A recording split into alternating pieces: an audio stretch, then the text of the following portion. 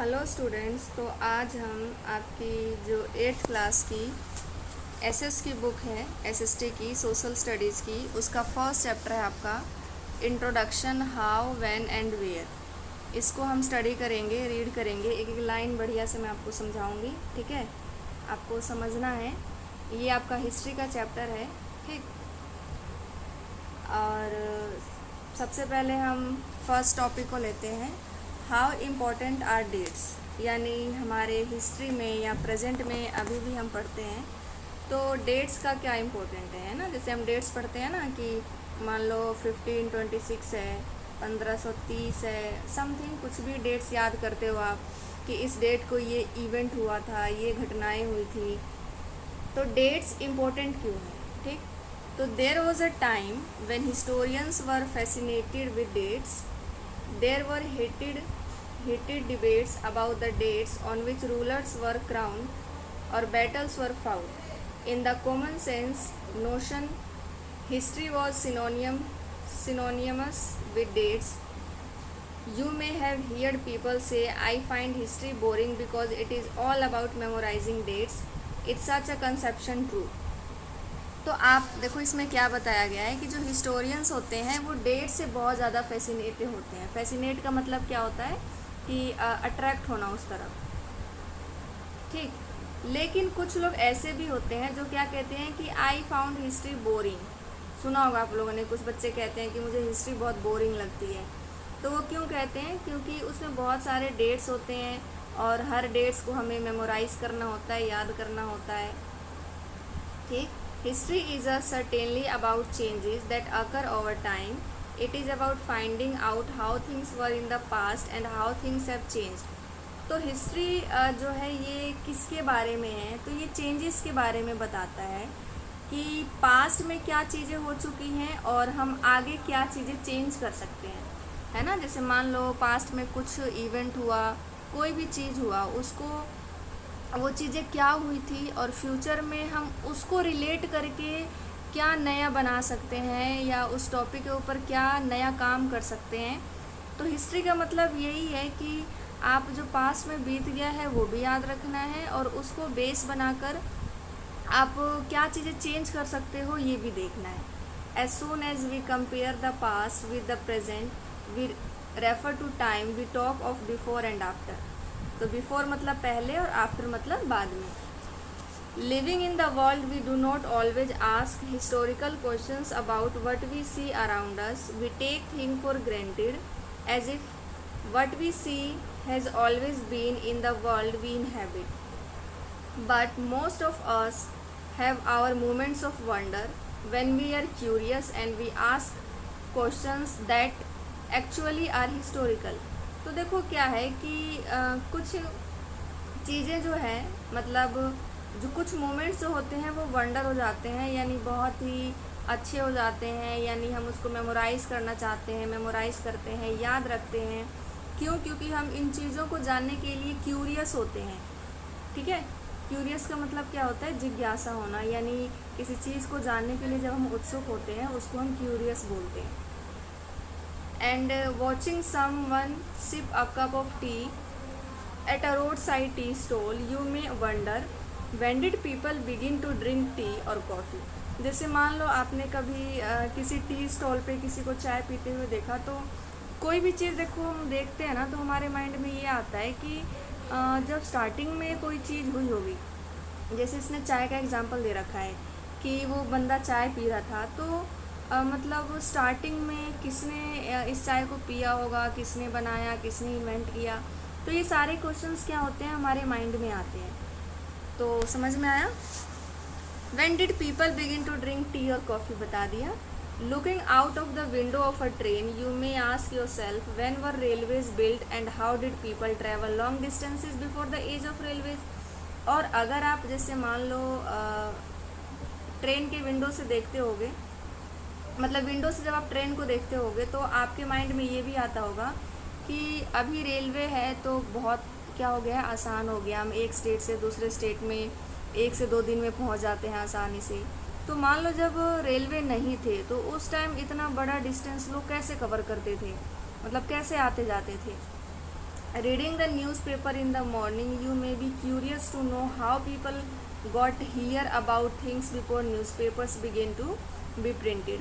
और फिर क्या बताया है न्यूज़पेपर्स के बारे में, यानी अभी हम न्यूज़पेपर्स पढ़ते हैं तो हमें पता चलता है कि कहाँ पे कौन सी घटना हुई है, कौन सी इवेंट हुई है ना, कहाँ की क्या न्यूज़ है। तो ये भी तो माइंड में आएगा कि हमेशा से तो न्यूज़पेपर थे नहीं, तो न्यूज़पेपर जब नहीं था तो उससे पहले लोगों के पास कोई भी समाचार, कोई भी न्यूज़ कैसे पहुंचता था, जब वो प्रिंट नहीं हुआ था न्यूज़पेपर।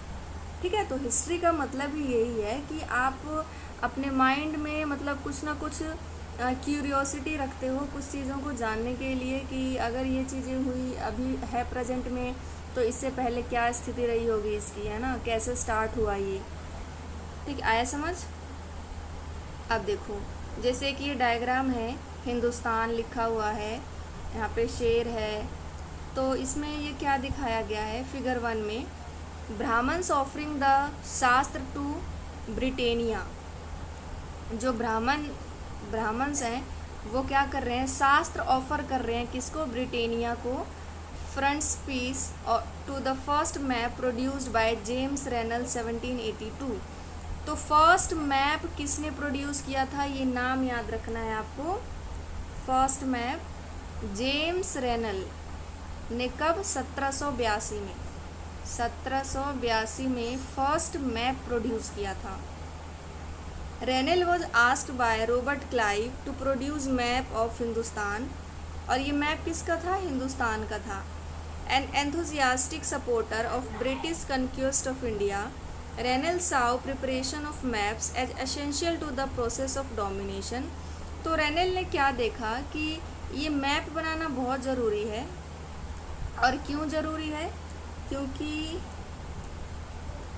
मैप बनाना क्यों ज़रूरी है, ताकि अब मान लो जो ब्रिटिशर्स है इंडिया को रूल करेंगे तो एक मैप तो होना चाहिए ना कि इतना एरिया है, मान लो ये मैप बना दिया हमने, या ये एरिया है, इस ये एरिया सारे इस मैप के अंदर है, मतलब ये एरिया इंडिया के अंदर है या हिंदुस्तान के अंदर है। तो मैप उसने क्या देखा कि मैप बनाना बहुत ही ज़रूरी है। साव किस लिए, प्रिपरेशन ऑफ मैप्स किस लिए ज़रूरी है, प्रोसेस ऑफ डोमिनेशन। डोमिनेशन का मतलब क्या होता है, प्रभुत्व, यानी दूसरे के ऊपर अपना कब्जा करना, जमाना।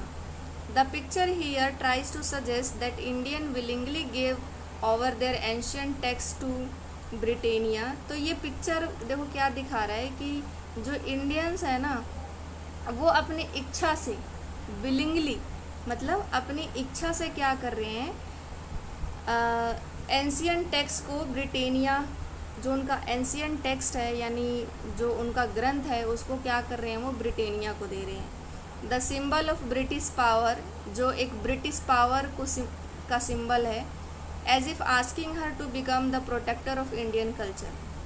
तो आया समझ, ये मतलब ये ब्रिटिशर्स की तरफ से हैं, ये इंडियंस हैं। तो इसमें क्या दिखाया गया है कि ये जो इंडियंस है वो विलिंगली ब्रिटिशर्स को क्या कर रहे हैं, अपना ये जो टेक्स्ट है ना इसको दे रहा है, इसको दे रहे हैं मतलब। तो इससे क्या पता चल रहा है कि ब्रिटिशर्स की पावर पता चल रही है कि इंडियंस खुद जाके दे रहे हैं कि हाँ भाई तुम आओ हमारे ऊपर रूल करो, शासन करो। ठीक है, तो ये आया समझ में। अब आगे, all such historical questions refer us back to notions of time, but time doesn't have to be always precisely dated in terms of particular year or a month. Sometimes it is actually incorrect to fix precise dates to processes that happen over a period of time. People in India did not begin drinking tea one fine day. They developed a taste for it over time. तो देखो जो लोग हैं India के, उन्होंने चाय पीना एकदम से स्टार्ट नहीं किया, बल्कि उन्होंने क्या किया, एक टेस्ट को डेवलप किया। देखो अभी भी हमारे इंडिया में लोग चाय के बड़े शौकीन होते हैं, उनको जनरली क्या है, आदत लग गई है, मतलब है ना, आदत के चक्कर में वो पीते हैं चाय डेली। ठीक, तो उन्होंने क्या किया, टेस्ट डेवलप किया। There can be no one clear date for a process such as this. तो मतलब इसके लिए एक कोई क्लियर डेट नहीं है। Similarly we can not fix one single date on which British rule was established. तो ऐसे ही मतलब कोई एक फिक्स डेट नहीं है जब ब्रिटिश रूल मतलब स्टैब्लिश जब हुआ, और the notion national movement started और change took place within the economy and society.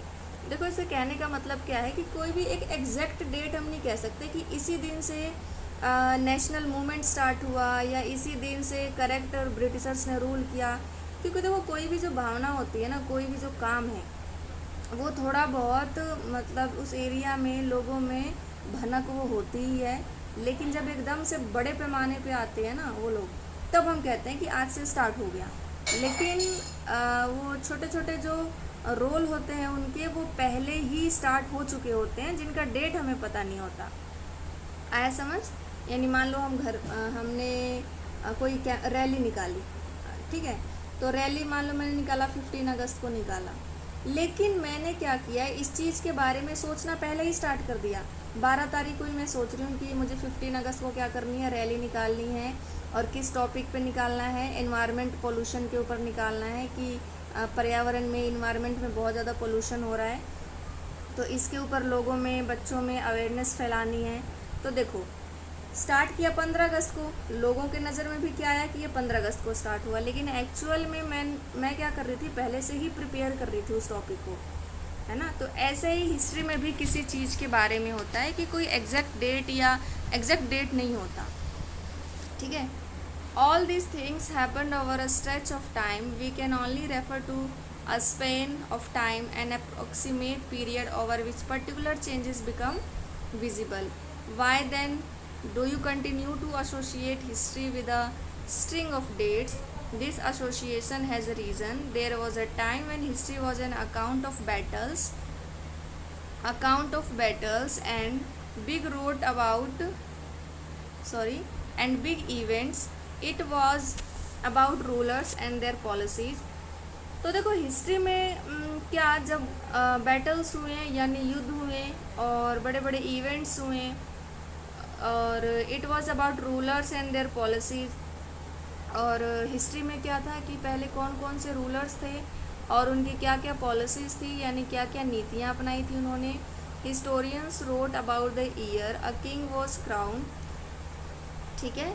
तो हिस्टोरियंस ने क्या लिखा कि अबाउट द ईयर यानी सालों तक जो राजा है, किंग है, उसने क्या किया, क्राउन किया था। The year he married, the year he had a child, the year he fought a particular war, the year he died, and the year he next ruler succeeded to the throne.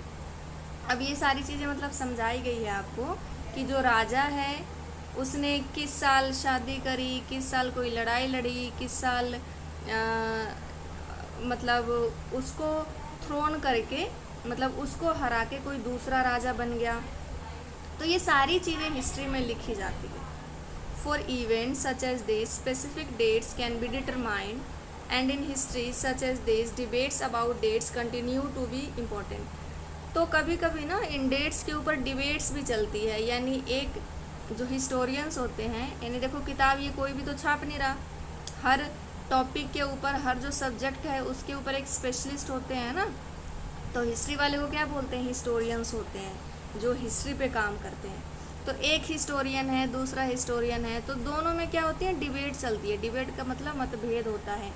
फिर final जाके क्या किया जाता है, determine किया जाता है कि हाँ एक्चुअल में ये डेट मतलब करेक्ट है, और तब उसको बुक में लिखा जाता है, ठीक। As you have seen in the history textbook of the past 2 years, historians now write about a host of other issues and other questions. They look at how people earn their livelihood, what they produced and ate, how cities developed and market came up, how kingdoms were formed and new ideas spread, and how culture and society changed. तो देखो ये सारी चीज़ें होती हैं, है ना, कि सबसे पहले लोग जो थे वो अपनी लिवलीहुड को चलाने के लिए, यानी अपना खर्चा पानी चलाने के लिए क्या करते थे, और खाने के लिए क्या प्रोड्यूस करते थे। सिटी डेवलप कैसे हुई, यानी पहले गांव थे मान लो, है ना, तो शहर कैसे बने, मार्केट कैसे बने, और जो किंगडम्स हैं यानी जो साम्राज्य है, जो राज्य है, वो कैसे फॉर्म हुआ, नए नए आइडियाज़ कैसे फैले, मतलब कोई भी आइडिया है तो वो फैला कैसे पूरे ही जगह पे। How culture and society change, और कैसे धीरे धीरे जो कल्चर है और सोसाइटी है वो बदला।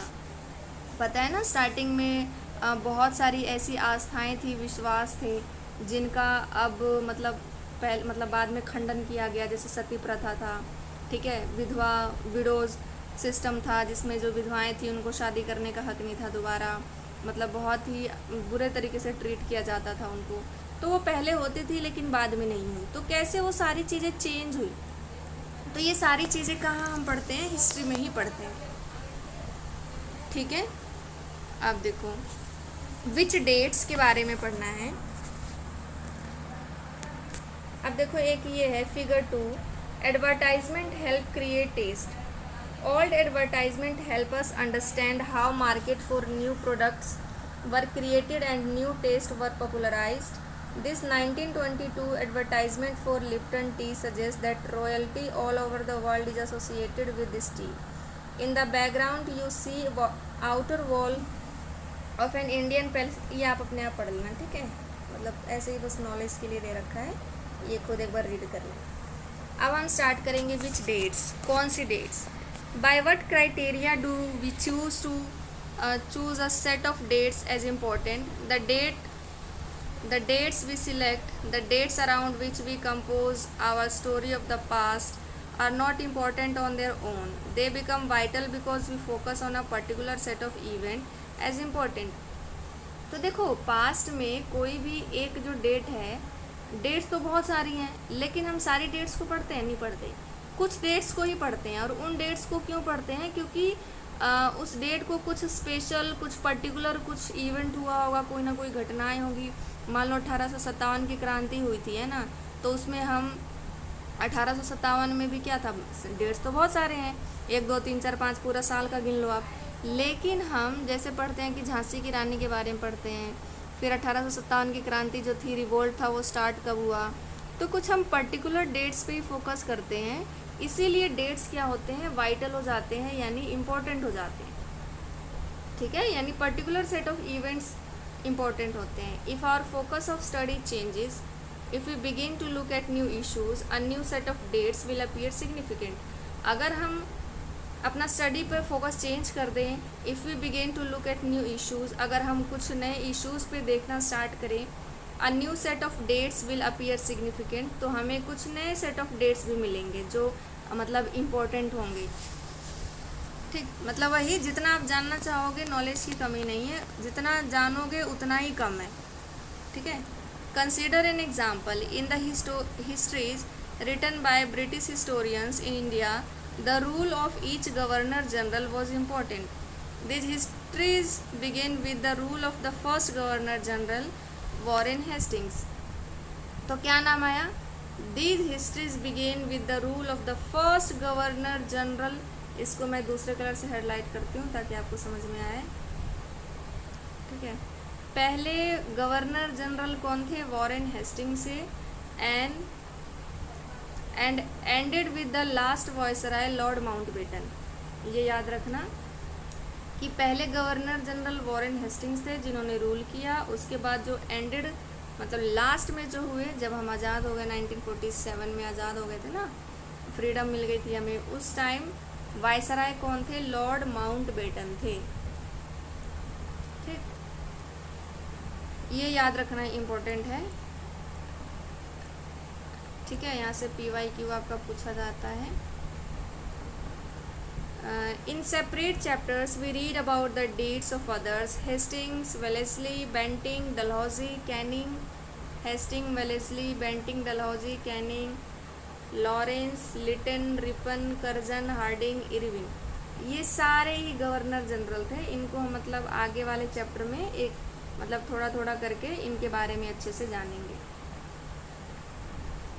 It was a seemingly never-ending succession of governor-generals and viceroys.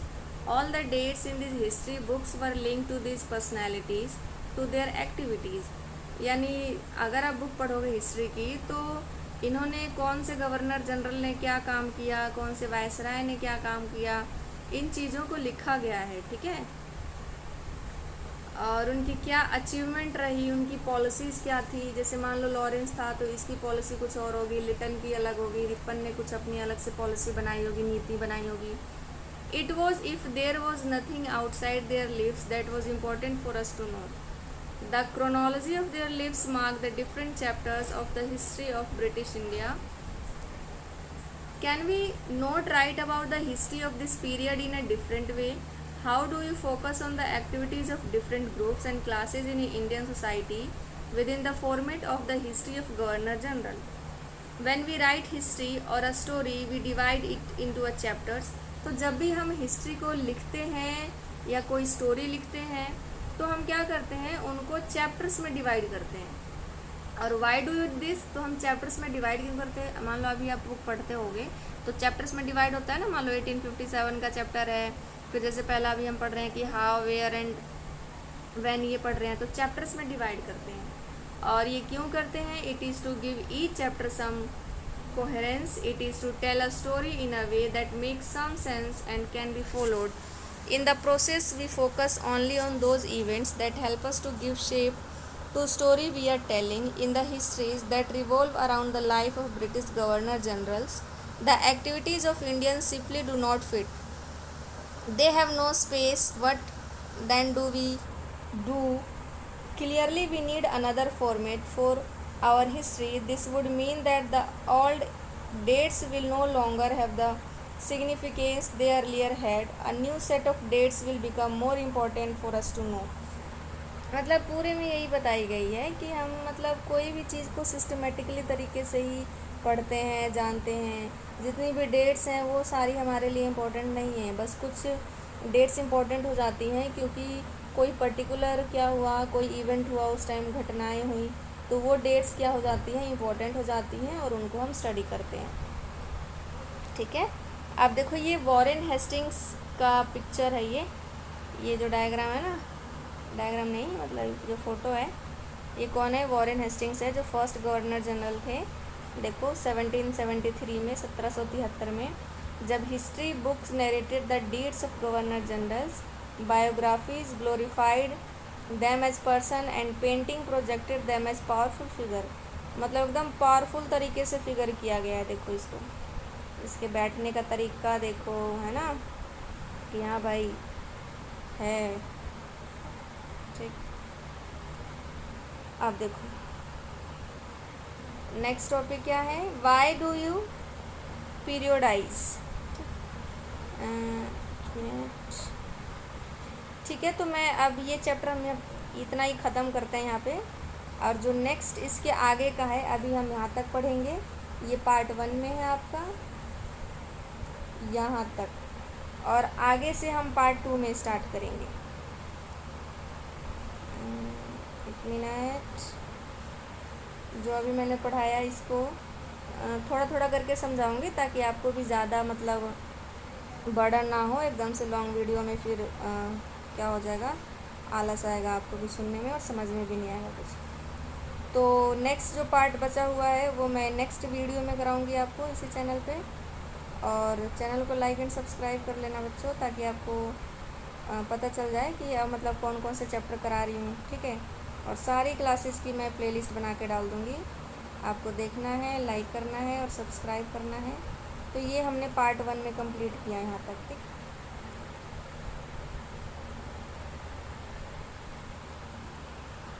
अच्छे से देखना वीडियो को। अगर कुछ समझ में नहीं आता है तो आप कमेंट करके पूछ सकते हो। ठीक है, ओके।